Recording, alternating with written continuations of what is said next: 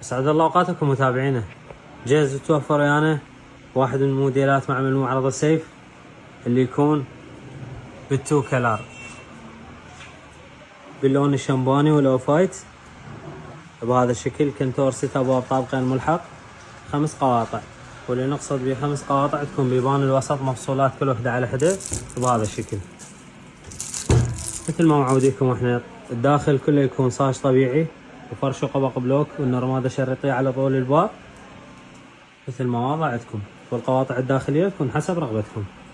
جودة الاصواغ مثل ما واضحه عندكم. متانة الابواب بهذا الشكل.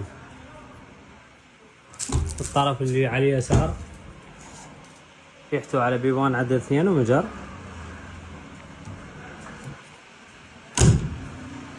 والطرف الاخير بيبان عدد 2 ومجر بهذا الشكل.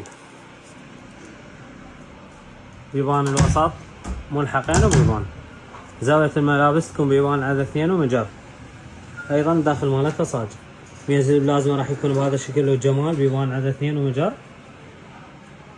ومراية القيافة راح تكون بهذا الشكل والجمال. ميز المراية بيبان عدد 2 و3 مجرات وسطية، وكل المجرات تكون بالسكك الهيدروليك بهذا الشكل.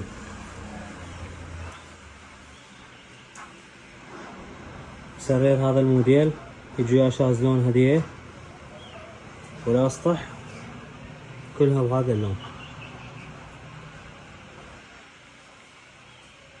هاي جودة الاصباغ مثل ما واضحة عندكم. راح يكون سعر هذا الموديل 3,250,000 دينار، شامل الاجور الارشاد والنقل الى جميع محافظات العراق. معمل ومعرض السيف بغداد الجديدة خلف جامع السامراء.